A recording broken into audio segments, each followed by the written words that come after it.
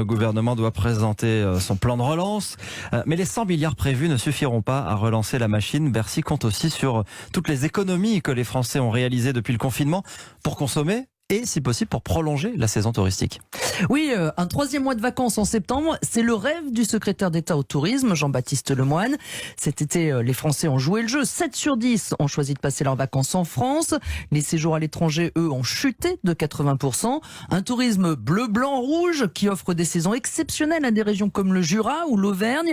Quelques touristes européens sont même plus nombreux que prévu, les Belges et les Hollandais notamment.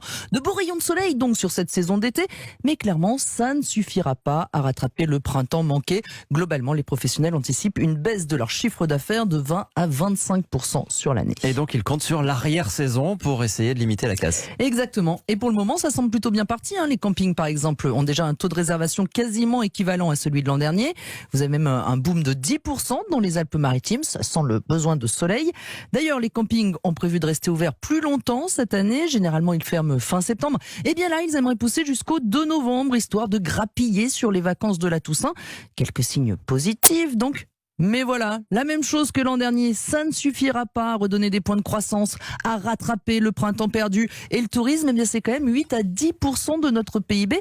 C'est pour ça que de nouvelles campagnes de communication sont en préparation pour viser cette clientèle d'arrière-saison, les convaincre de soutenir notre économie en profitant des ailes de saison. Alors les jeunes qui attendent la rentrée en fac, ça c'est pas forcément la plus grosse manne financière, également ceux qui n'ont pas d'enfants à emmener à l'école, mais surtout les retraités. Ouais, sauf qu'en ce moment, en cette période d'épidémie, est-ce que les retraités ont vraiment envie d'aller se balader partout en France ? Écoutez, c'est tout le problème. Pour le moment, les professionnels du secteur prévoient toujours de se retrouver la semaine prochaine pour peaufiner leur plan marketing. Mais vous savez quoi ?